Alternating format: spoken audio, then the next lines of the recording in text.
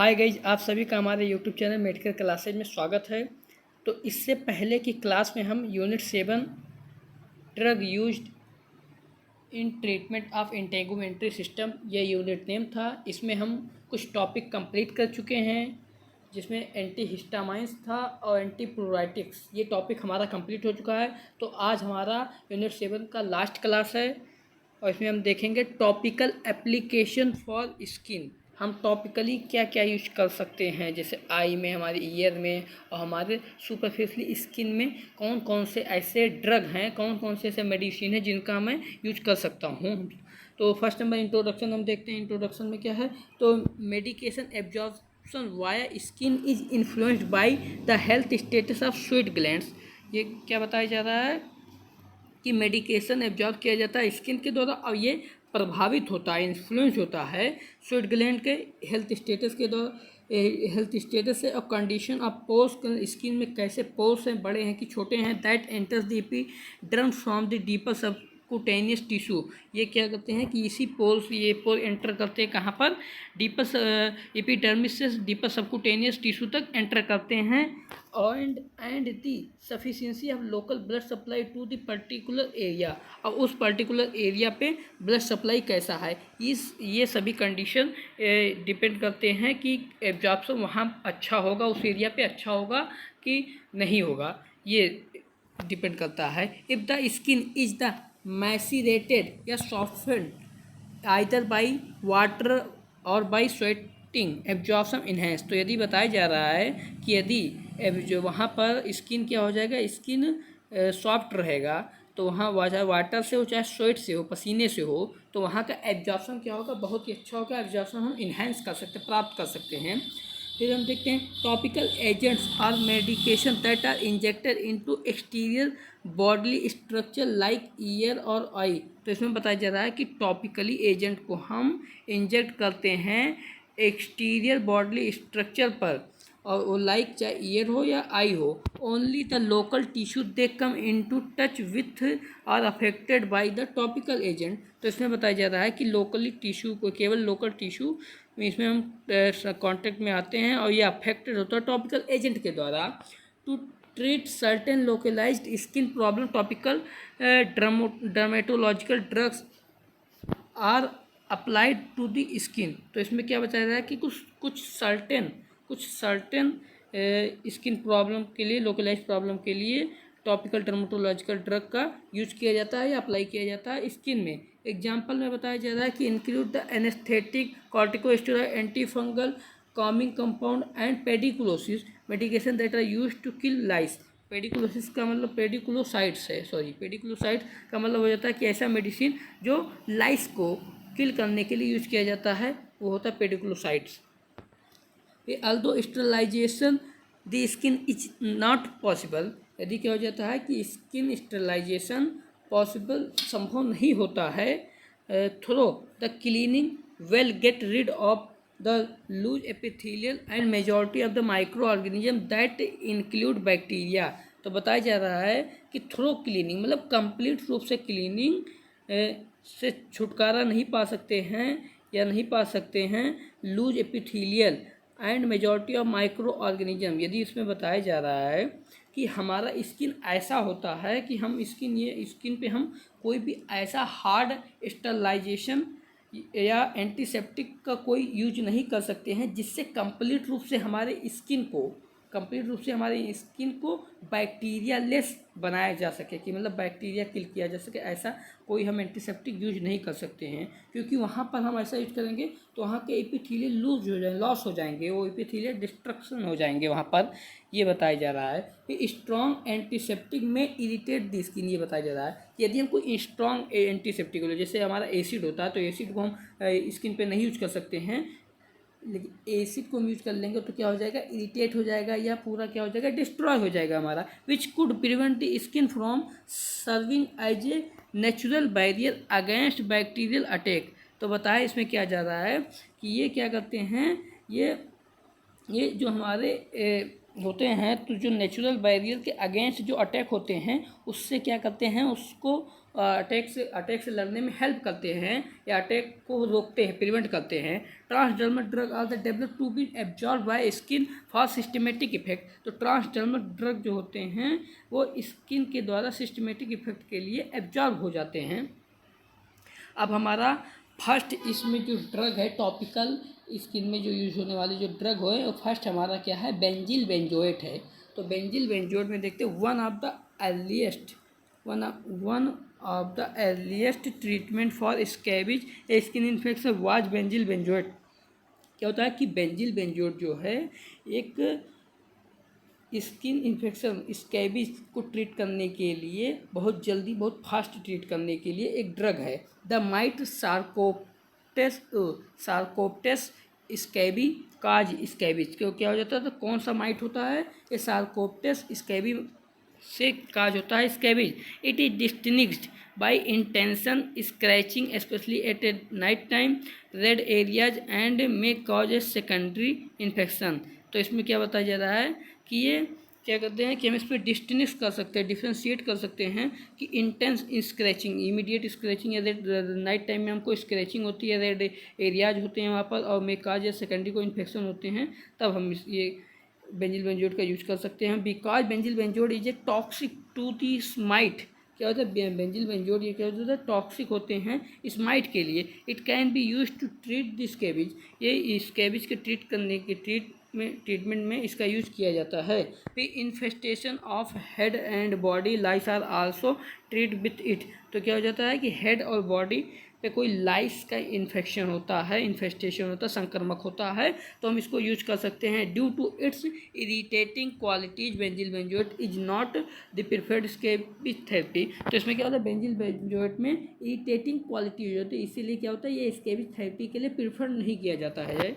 फिर mechanism of action देखते हैं कि the parasite dies as a result of toxic effect of benzoate on its nervine system. तो क्या हो जाता है कि जो बेंजिल बेंजोएट है ये पैरासाइट के नर्वाइन सिस्टम पे टॉक्सिक इफेक्ट काज करता है।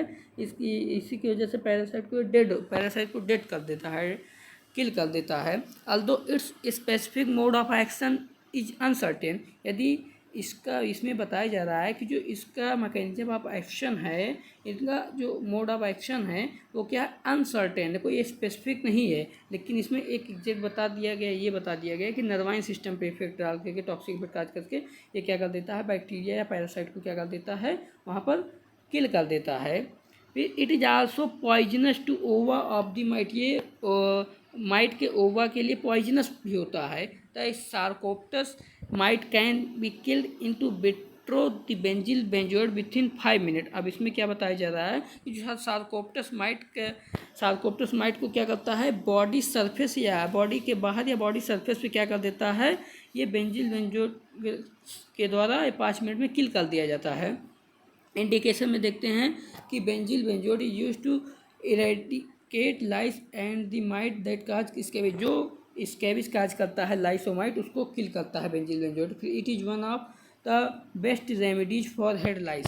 ये क्या हो जाता है कि हेड में जो है मतलब जुए हुए पड़ जाते हैं तो उनको किल करने के लिए एक घरेलू उपाय में कह सकते हैं रेमेडीज है हमारा, तो ये कह सकते हैं। तो ये क्या है, मेडिसिन है ये। तो बेंजिल बेंजोएट का यूज होता है। एडवर्स इफेक्ट क्या हो सकता है, इरिटेशन और डर्मेटाइटिस हो सकता है, रेडनेस हो सकता है, ड्राइंग हो सकता है, स्कालिंग हो सकता है, ये सारे एडवर्स इफेक्ट है। फिर सिम्टम्स ऑफ ओवरडोज के कौन कौन से ऐसे सिम्टम हो सकते हैं, development of blister, skin scaling, reddening, oozing and crusting और ईचिंग, ये हो डेवलपमेंट ऑफ ब्लिस्टर हो सकता है। Problem in the passing urine, dribbling ये वर्ड का मतलब होता है कि ड्रॉप में मतलब बूंद बूंद में यूरिन पास होना। जर्किंग मोशन मतलब कि जैसे कांपना, क्या हो जाता है कि जैसे कप ले लो तो कप एक उठाना हो तो इसे कप आराम से थर कांपने लगते, तो ये जर्किंग मोशन होता है। Sudden loss of the consciousness, suddenly क्या हो जाए, कॉन्शियस लेवल लॉस हो जाए। कंट्रा इंडिकेशन, कब ये मेडिसिन नहीं देना है benzyl benzoate is the contraindicated in the case of hypersensitivity to it and on broken और इरिटेटेड स्किन। तो बताया जा रहा है बेंजिल बेंजोएट जो है जो किसी भी पेशेंट को हाइपर सेंसिटिविटी हो, एलर्जी ज़्यादा, तो उनको नहीं देना है। और या उनका स्किन फटा हो या इरिटेटेड स्किन हो तो नहीं देना है, तब भी नहीं देना है। Special precaution while taking benzyl benzoate. तो बताया जाए कि कुछ स्पेशल प्रिकॉशन हमको फॉलो करने हैं। It's use should be stopped if irritation develop. यदि कोई इरिटेशन डेवलप होता है तो ये मेडिसिन स्टॉप कर देना, नहीं हमको देना है। It's contact with eyes mouth and nose should be preventive. क्या हो जाए कि ये आई माउथ और नोज के कांटेक्ट में इसको नहीं आने देना है, इसको अवॉइड करना है, प्रिवेंट करना है, रोकना है। अब नेक्स्ट हमारा है, ये हमारा कौन सा था, बेंजिल बेंजोएट। तो बेंजिल बेंजोएट हमारा कंप्लीट हो गया है। नेक्स्ट हमारा मेडिसिन है गामा बीएससी, मतलब बेंजिल हेक्साक्लोराइड या लिंडेन ये लोशन आता है, बहुत ही कॉमन लोशन है। तो इसमें देखते हैं कि lindane is a use as a pediculocide and scabicide and chemical is an organochlorine pesticide. तो बताया जाए लिंडे लोशन क्या हो जाता है, इसको यूज किया जाता है पेडिकुलोसाइड मतलब लाइस और सार्कोप्टस स्कैबी माइट को किल करने के लिए गामा बीएससी का यूज किया जाता है। और ये केमिकली ऑर्गेनोक्लोरीन पेस्टिसाइड होता है। फिर it has been approved by the FDA as a second line therapy for the topical treatment of pediculosis capitis, head lice, pediculosis और pubis scabies। इसमें क्या बताया जा रहा है कि जो होता है इसमें बीएससी का यूज़ किया जाता है, गामा बीएससी का जो यूज़ किया जाता है ये सेकंड लाइन थेरेपी में यूज किया जाता है। फर्स्ट लाइन में हमारा क्या था, बेंजिल बेंजोएट था, और सेकंड लाइन में जब उससे ट्रीटमेंट नहीं होता है तो हम सेकंड लाइन में यूज़ करते हैं गामा बीएससी का यूज़ करते हैं। जो पेडिकुलोसाइटिस होता है, हेड में जुए हुए पड़ जाते हैं, पेडिकुलोसिस प्यूबिस होता है, lice of the pubic region मतलब प्यूबिक रीजन में लाइस हो जाना और स्कैबिज हो जाना। और in those who are older than 2 years of age, क्या हो जाए कि जो 2 साल से ज़्यादा के होते हैं, एज के होते हैं, उन्हीं पेशेंट को देना है। हु कांट विथ स्टैंड और have ended in failure as first line treatment. जो पेशेंट क्या हो जाता है कि फर्स्ट लाइन ट्रीटमेंट ले चुके हैं पहले से, उनसे उनका ट्रीटमेंट ना हुआ हो, उनसे उनका बेनिफिशियल ना हुआ हो, आराम ना हुआ हो, तब हम उनको सेकंड लाइन देंगे, गामा बीएससी देंगे। Till 2015 Linde lotion was still use in medication. 2015 से लिंडे लोशन का यूज किया जाता है मेडिकेशन के रूप में। फिर मैकेनिज्म ऑफ एक्शन देखते हैं कि मैकेनिज्म ऑफ एक्शन इसका क्या है। तो lindane lotion organochloride insecticide with the neurotoxic property. ये न्यूरोटॉक्सिक प्रॉपर्टी रखते हैं इंसेक्टिसाइड मतलब बैक्टीरिया को किल करने के लिए, इंसेक्ट को किल करने के लिए। It directly absorb into the exoskeleton of the parasite. ये पैरासाइट के एक्सोस्केलेटन के द्वारा एब्जॉर्ब कर लिया जाता है, स्पेशली लाइस और scabies and their ova where it has a parasiticidal effect. तो क्या हो जाता है कि इस तरह से इसको एक्सोस्केलेटन के द्वारा एब्जॉर्ब कर लेते हैं वो पैरासाइट, और पैरासाइट इस तरह से लाइस स्कैबिज और भी कोई और भी अदर पैरासाइट जो होते हैं या इनके ओवर होते हैं वो क्या हो जाते हैं, डेड हो जाते हैं। फिर as with the other insecticide के साथ में like endosulfan and fipronil and the gamma aminobutyric acid मतलब GABA receptor chlorine ionophore complex is where the lindane and other chemical mostly work. क्या हो जाए, अदर केमिकल मोस्टली वर्क, ये सब बताए जा रहे हैं कि अदर इंसेक्टिसाइड के साथ में इसका यूज किया जा सकता है। और फिर इसमें बताया जाए chemically mostly work blocking the GABA gated chloride channel decrease of neuron inhibition which cause the central nervous system या CNS to become over excited conversion parasite. और इसमें बताए जा रहे हैं कि कुछ ऐसे ड्रग भी होते हैं कि जिनके साथ हम यूज कर लेते हैं तो क्या करते हैं कि वो क्या करते हैं कि सेंट्रल नर्वस सिस्टम में इफेक्ट डालते हैं और गाबा को क्या करते हैं, ब्लॉक कर देते हैं। गाबा को ब्लॉक करते हैं तो इसकी वजह से कौन से साइड इफेक्ट हमको देखने को मिले, कन्वर्सन, पैरालिसिस और डेथ भी हो सकते हैं एसोसिएटेड रिजल्ट में। और the ovicidal activity of lindane is quite no. अब बताया जा रहा है कि ओविसाइडल इफेक्ट इसका बहुत पर्याप्त होता है, तो इसको हमको अदर ड्रग के साथ हमको यूज नहीं करना है। इंडोसल्फान, फिनोल्फिनोल और गामा एमिनो ब्यूट्रिक एसिड मतलब इन सभी के साथ इसको यूज नहीं करना है, क्योंकि ये क्या करते हैं, गाबा को ही ब्लॉक कर देंगे। और गाबा को ब्लॉक करने के बाद में क्या करेंगे, कन्वर्सन, पैरालिसिस, डेथ होने के चांसेस बढ़ जाते हैं। इंडिकेशन अब हम देखते हैं कि इंडिकेशन क्या क्या हो सकते हैं कि lindane is a used for the treatment of patient with the pediculosis capitis और sarcoptes scabies infestation who have either not responded to appropriate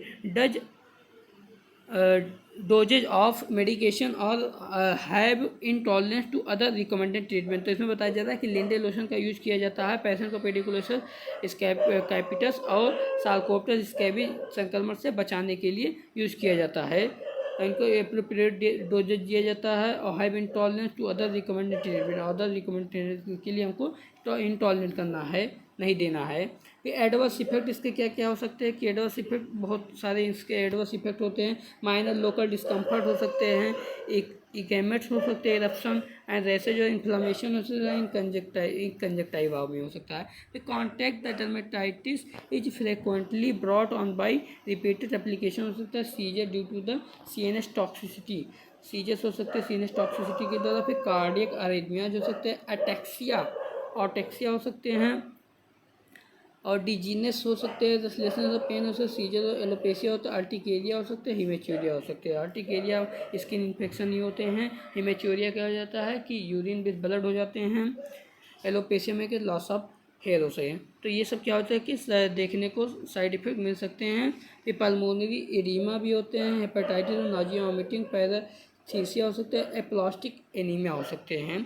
तो ये सारे साइन और सिम्टम हमको देखने को मिल सकते हैं। पैरेस्थीसिया, ये पैरेस्थीसिया का मतलब हो जाता है क्या, पैरेस्थीसिया एनेस्थीसिया नहीं है, पैरेस्थीसिया है। पैरेस्थीसिया का मतलब होता है कि जैसे निडल हमारे बॉडी में कुछ होता है तो वैसा सेंसेशन होना, वो पैरेस्थीसिया होता है।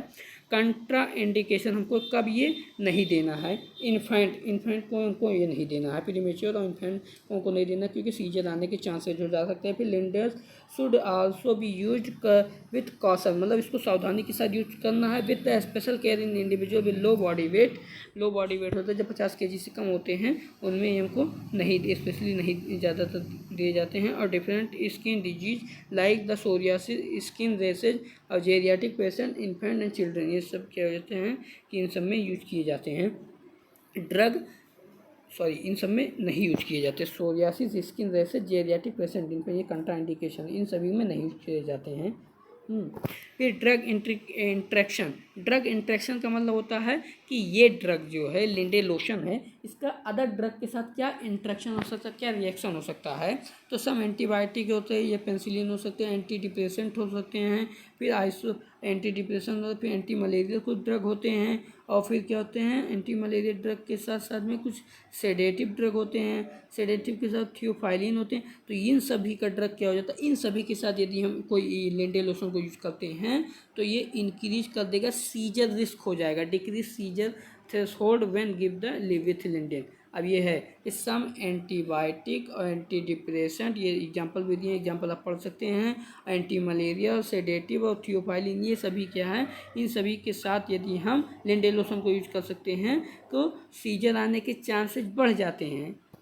अब हम डोसेज देख रहे थे कि स्कैबिज के क्या डोसेज, स्कैबिज में बताया कि एथिन कोटिंग लोशन अप्लाई करेंगे इंटायर होल बॉडी में below the head to treat scabies. क्या होता है कि हेड से नीचे हम बिलो दी हेड हम क्या करेंगे, लिंडे लोशन को अप्लाई करेंगे पूरे बॉडी में, और only 30 gram should B use at the most, 30 ग्राम को यूज करना आफ्टर 8 to 12, मतलब 8 से 12 घंटे बाद washing is done, eliminated the medication typically just one application in necessary. तो बताया जा रहा है कि 8 से 12 घंटे के बाद में मेडिकेशन को वॉश कर देना है, इनको क्लीन कर देना है। The presence of remnant insect compound में कॉजेज प्लूराइटिस टू कंडेम, तो प्रेजेंस ऑफ रिमेंट इंसेक्ट जो होते हैं वो प्लूराइटिस काज होने के चांसेस हो सकते हैं। फिर हेड लीसेज में हेड लाइस में बताया जा रहा है कि lindane shampoo 30 to 60 gram should be massaged on to dry hair and left for 4 minute to destroy head lice their nets.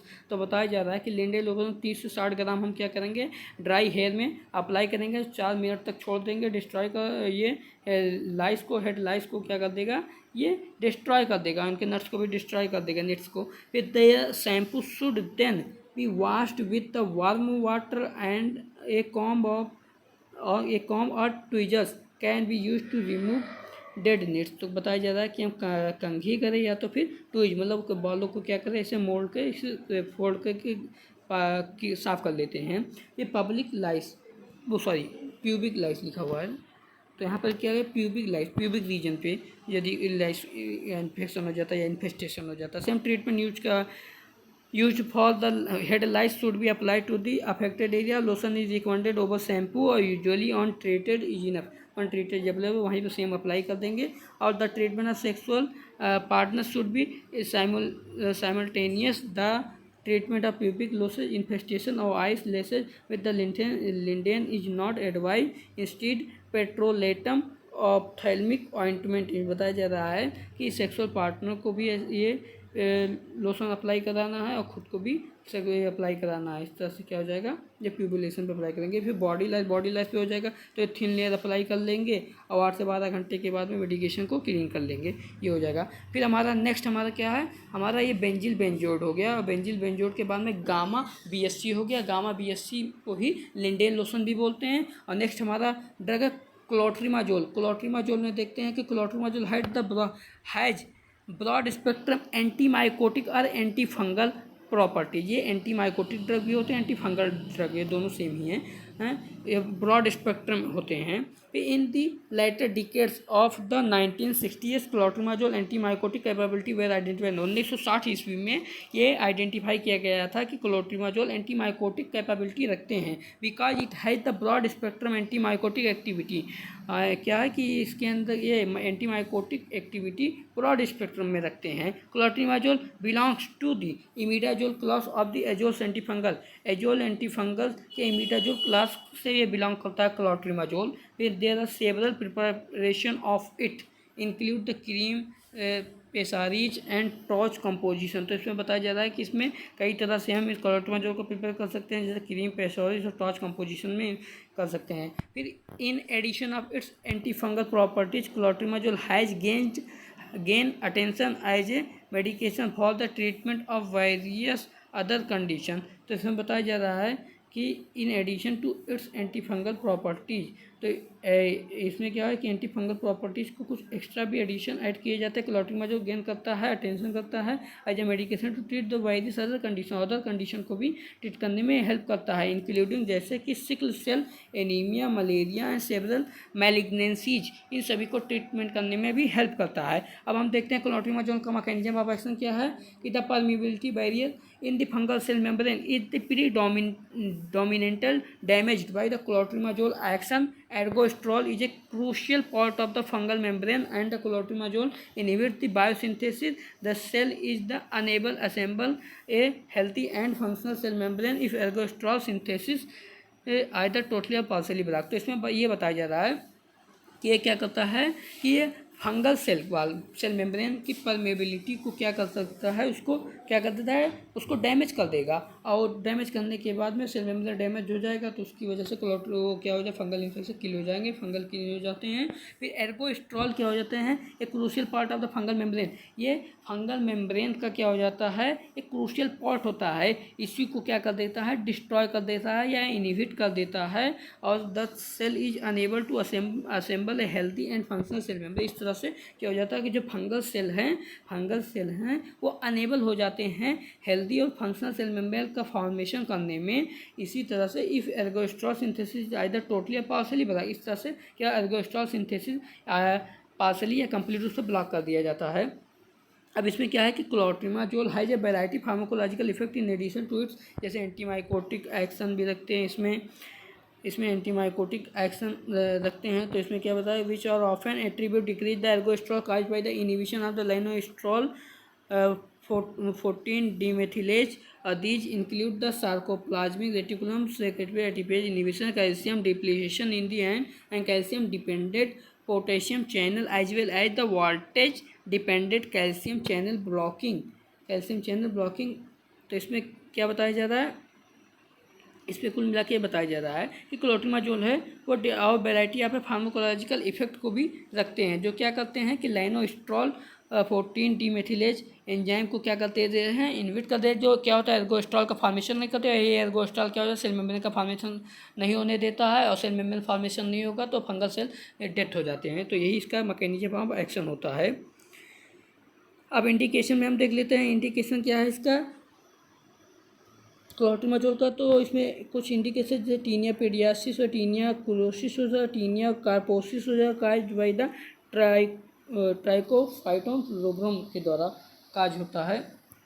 फिर इसमें बताया जाए कैंडियासिस इन्फेक्शन के द्वारा, जो कैंडियासिस एल्बिकेन से होता है, tinea versicolor brought by the Malassezia furfur के द्वारा, Candida albicans related to diaper rashes के द्वारा, in some formulation betamethasone dipropionate a corticosteroid coupled with the clotrimazole. तो ये सब है इसके।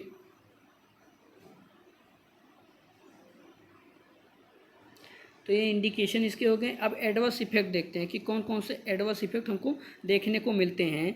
तो ये overdose sign and symptom including the cramping, arrhythmia, stinging, blistering, peeling, oedema, pruritus, urticaria, burning, general skin irritation, skin sensitivity is possible with an topical medication. ये सभी आप सभी को पता होगा। फिर आफ्टर वेजन, तो ये सब क्या है, इसके क्या है कि एडवर्स इफेक्ट हैं। ये एडवर्स इफेक्ट आप सभी लोग देख लीजिएगा। फिर माइकोनाजोल हमारा नेक्स्ट ड्रग है। तो माइकोनाजोल में पर देखते हैं कि miconazole is an imidazole anti fungal drug that used as a intravenous infusion as a topically application. तो क्या miconazole and imidazole anti fungal drug होता है जो आईवी इन्फ्यूजन के साथ इसका यूज किया जाता है, या आईवी इन्फ्यूजन इसका आता है, एज टॉपिकल एप्लीकेशन भी होता है इसका।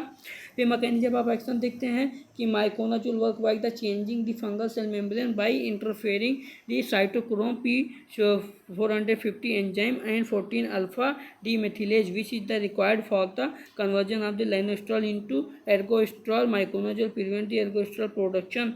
ये बताया जा रहा है कि माइकोनाजोल क्या करता है, वर्क करता है, ये फंगल सेल मेम्ब्रेन को क्या करता है, चेंज करके और इंटरफेयर कर देता है साइटोक्रोम P450 एंजाइम को, 14 अल्फा डीमेथिलेज एंजाइम, विच इज़ क्या होते हैं, जो रिक्वायर्ड होते हैं कन्वर्ट करने में लाइनोस्ट्रॉल को एर्गोस्ट्रॉल में। तो ये रिक्वायर्ड होते हैं, तो इसको क्या कर देगा, इसको इंटरफेयर कर देगा, तो लाइनोस्ट्रॉल एर्गोस्ट्रॉल में कन्वर्ट नहीं होगा, और ये जब कन्वर्ट नहीं होगा तो सेल मेम्ब्रेन का फॉर्मेशन नहीं होगा। इस तरह से क्या हो जाएगा, फंगल सेल मेम्ब्रेन या फंगल सेल क्या हो जाएंगे, डेड हो जाते हैं। यही मैकेनिज्म ऑफ एक्शन है। इंडिकेशन में हम देखते हैं कि इंडिकेशन इसका क्या क्या है। फॉर लोकल ट्रीटमेंट ऑर्गेनो क्या लिखा, oropharyngeal candidiasis in the adult patient as well as the adjuvant management of the diaper dermatitis complicated by the candida, immunocompetent patient of 4 weeks of age and older miconazole is recommended. तो इसमें बताया जा रहा है कि ओरोफायरेंजियल candidiasis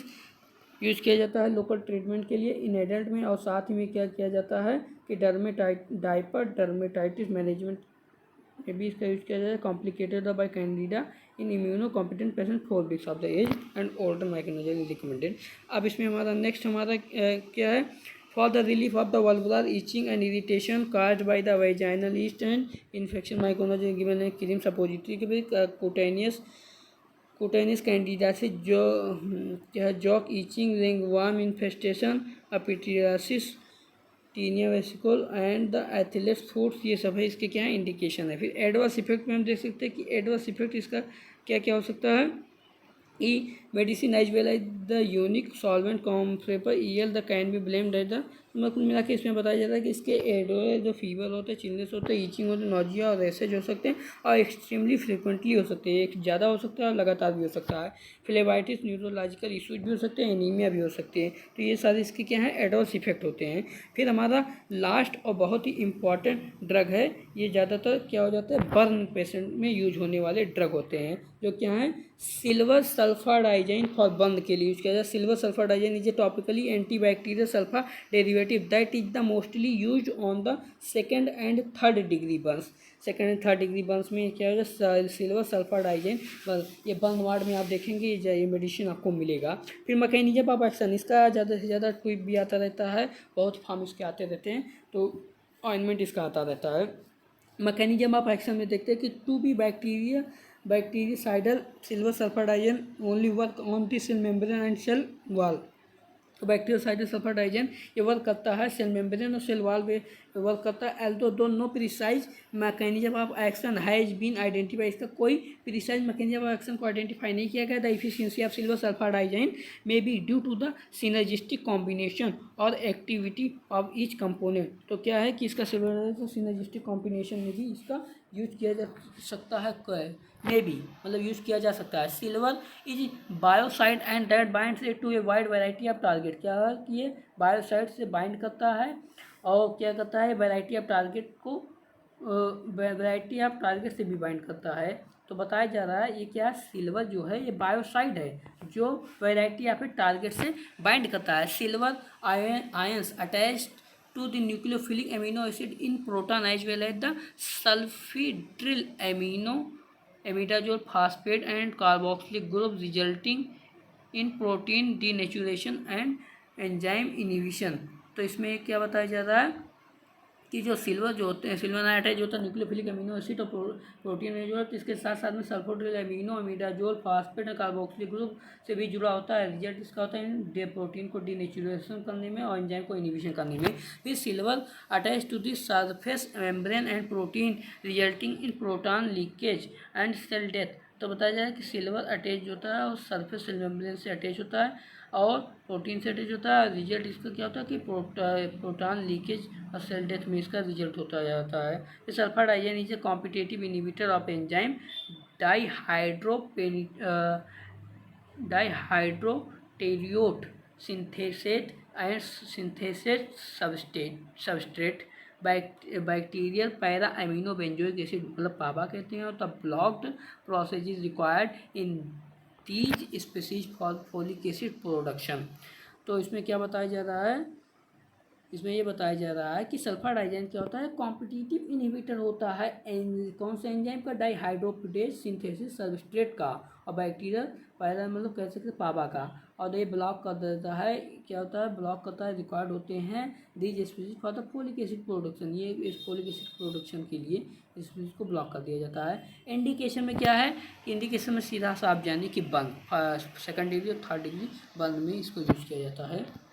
adverse effect को क्या हो सकते हैं, एडवर्स इफेक्ट सल्फर डाइजेन के, ये पेन हो सकते हैं, बर्निंग, इचिंग, रैसेज, एपोप्टोसिस हो सकते हैं, localized erection, temporary skin discoloration हो सकता है, आरबीसी डिस्ट्रक्शन हो सकता है, ग्रैनुलोसाइट डिफिशियंसी ब्लड हो सकता है, ब्लड में ग्रैनुलोसाइट की deficiency, stoppage of the blood synthesis, blood cell synthesis और blood cell formation has cease platelet WBC count in blood.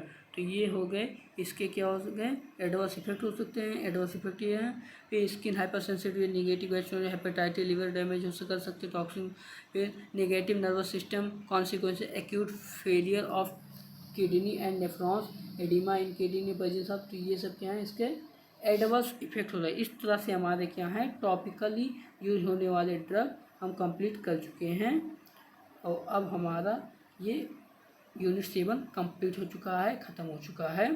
तो आई होप आप सभी को ये वीडियो अच्छा लगा होगा और आप सभी से बार बार मेरा रिक्वेस्ट रहता है कि ज़्यादा से ज़्यादा वीडियो को लाइक और शेयर करते रहें, इससे मैं आप सभी के लिए ऐसे ही क्लासेज लाता रहूँगा। Thank you so much guys.